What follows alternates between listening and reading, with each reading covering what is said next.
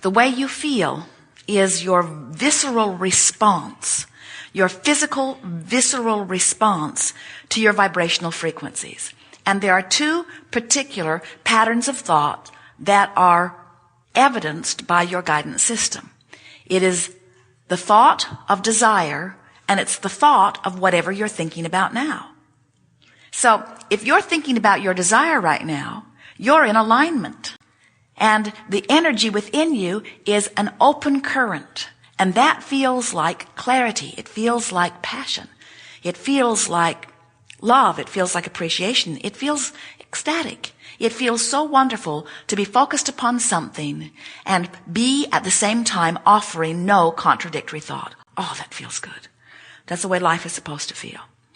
What doesn't feel so good, and it feels good and less good and less good and less good and less good, in other words, the degree to which you feel it has to do with the intensity with which you want it.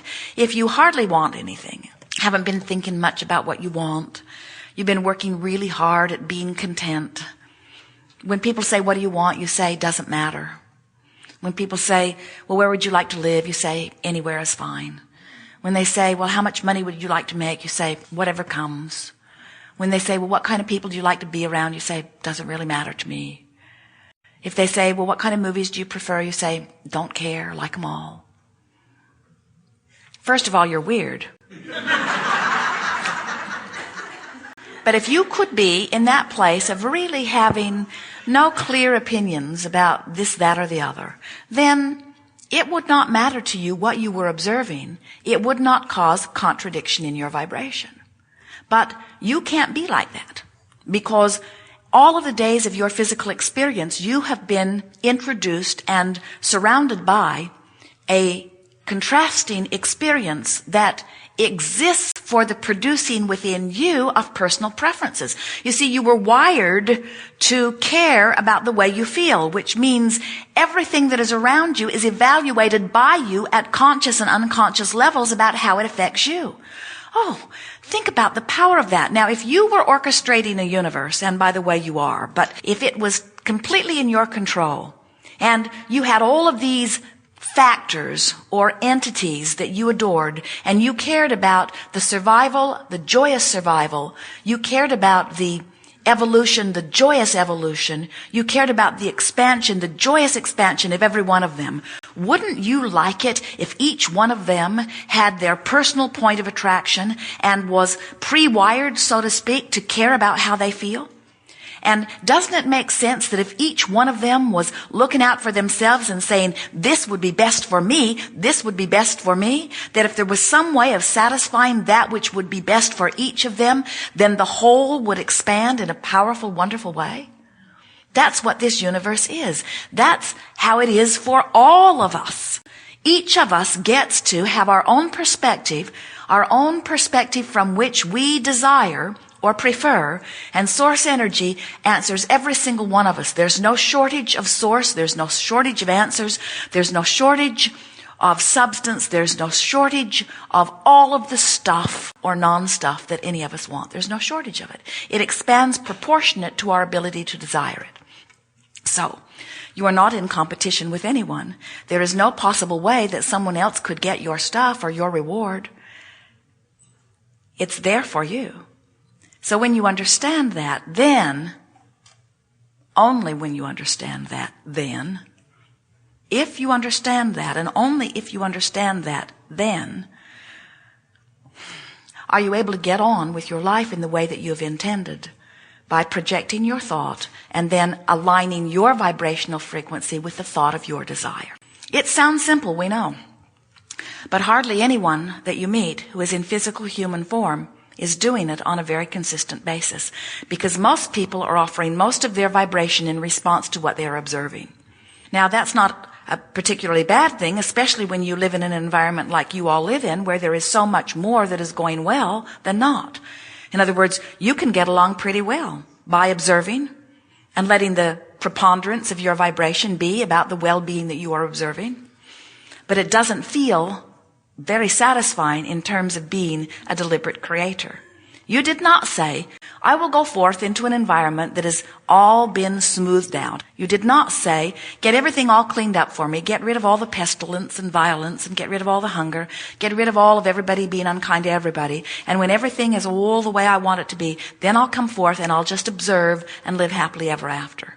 You said, I'll go forth into the environment that exists, and from the environment I will achieve my personal preferences. And as those personal preferences exude from me, I understand, you said, because you did understand, source energy will answer my preferences. And the universe will expand as a result of my participation in this. And I will have a very good time because you said, and we said we would remind you, I will pay attention to the way I feel. And the way I feel will always keep me pointed toward what I have concluded step by step that I prefer. Do you believe that? Do you understand? Do you believe in your own guidance system? Do you trust your gut? Do you trust your gut, or do you follow your head? Do you care how you feel, or you try to think your way out of a problem? This gathering is called the art of allowing. We used to call it the science of deliberate creation. But when we called it the science of deliberate creation, you tried too hard to think your way out. And when we began calling it the art of allowing, then you began trying to feel your way out.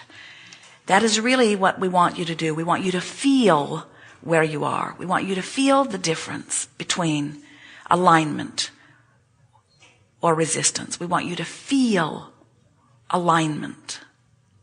So, as we are moving forward here today, we'll talk with you about anything that is important to you. We'll show you the importance of emotions, and we'll talk about different processes. Some of you have been listening to us for a while, and you know that we are eternal spewers of processes.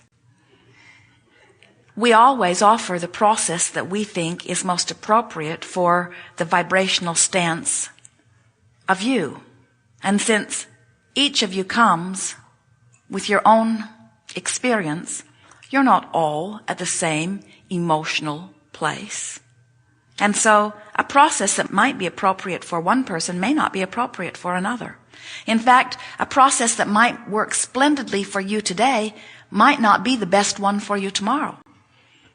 We want you to get so good at knowing where you are vibrationally, of knowing what your point of attraction is, and knowing what your goal of releasing resistance is, that you get very good at picking from the variety of processes the one that would suit you best right now. There's a range of emotions that goes all the way from empowered to disempowered. And every emotion, whether you call it fear or whether you call it joy, is something about that range from disempowered to empowered. It's something about the feeling of absolute freedom, which is who we all are, and disempowerment or bondage, which is absolutely not who we are. But there are some things that occur in your physical experience that make you feel powerless. And the more powerless you feel, the worse you feel. The more empowered you feel, the better you feel, because you are empowered creators. That's who you are. You are naturally free beings, and you know that you are beings who can be or do or have anything, who have in fact come here to be or do or have what you are choosing to be or do or have. So when something happens in your experience that makes you feel powerless, then emotions like discouragement, emotions like fear, emotions like despair or depression are good labels for the way you feel. Those are word labels that really describe feelings of utter disempowerment. So today, we're going to be talking with a lot of people, and we will choose you based upon the intensity of your desire to visit with us. And if there is opportunity and willingness from you, we will, along with those who are listening in, help you to identify where you are on this emotional meter. And then we will apply what we believe is the most effective process to help you move up the meter. Now, some of you are thinking, yes, but what's that got to do with what I've come here to talk about? Because someone who doesn't have enough money would like a plan to get more money. Someone who's in a sick body would like a plan to get to a weller body. Someone who is lonely and without a relationship would like to know how they can find their perfect partner. And what we hope that you will come to a place of understanding as we are chewing together here today is that every journey from wherever you are to wherever you want to be, whether you realize it at first or not, is really an emotional journey. In other words, rather than saying, I don't have enough money, the bill collectors are hounding me, I don't even want to answer my telephone, I am really in financial bondage, and I want to find a way to find an avenue to get more money so that I can pay my bills and have money left over so that I can do more of the things that I want to do.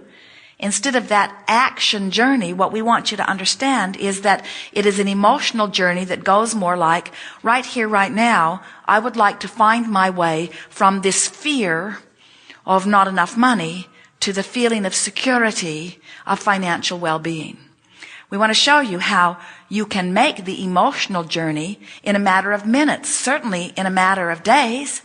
And once you make the emotional journey, the physical journey will take care of itself. But if you try to take the physical journey before you've taken the emotional journey, which means as you try to offer action before you've adjusted your vibration, law of attraction doesn't help you. You can't buck that current. So you come away from the whole exercise feeling discouraged because nothing's changing. I keep trying it and I keep trying it and I keep trying it, you say, and nothing works for me. And we say, it will work for you if you will relax and decide that you are going to let it be an emotional journey.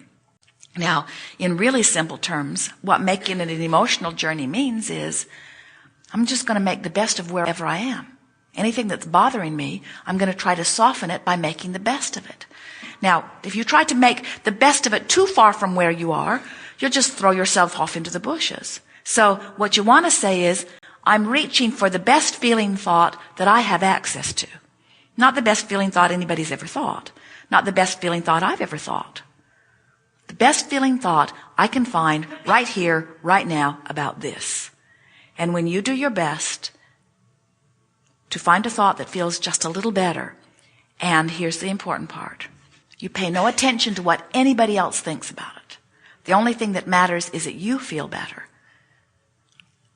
Once you achieve just that little particle of feeling better, and you stop and say, I do feel better, no matter how bad you still feel, I feel better than I felt before. Now you're free. Because isn't it logical? If I am so depressed that I can't get a breath of fresh air, I can hardly breathe, I feel claustrophobic, and then I find a life-giving thought of anger, and I beat the drum of it, even though it's still socially unacceptable, and even though my therapist or my mate liked me better when I was depressed, because at least I left them alone. Now I'm angry in their face. I have to admit, and I'm the only one that counts here, I have to admit this anger feels infinitely better than that bondage and depression and claustrophobia that I felt before. And if you stop and recognize that you do feel better, and then you say, and I chose this thought on purpose. My thoughts aren't thinking me. I deliberately reached for this angry thought, and I like this angry thought a whole lot better than this depressed thought. Now I'm back in charge. And if I still continue to follow the mantra, I'm going to reach for the best feeling thought I have access to, I might find a thought that feels even better than this angry thought. And if I still do it, I might find a thought that feels better than this thought of frustration or overwhelmment. There is relief in every thought. It's sort of hard for you to hear from your physical vantage point because it seems like there should not be much relief from a feeling of ecstasy. But we're here to tell you that there are even degrees of ecstasy. And so the operative word, the thing you can get your thoughts around is, I'm reaching for relief. So how does that fall into the greater scheme of things? Well, you are extensions of source energy. That's who you are. You are physical. Yes, you are. We see you in your bodies, but you are vibrational more than you are physical. You are electronic more than you are physical. You are vibrating mechanisms. You are extensions of source energy. And when the circuits are all open, you feel wonderful. You are clear-minded. You feel enthusiasm. You feel love. But the more the circuits are pinched off, and by that we mean the more contradictory vibration that is introduced, then the less good you feel.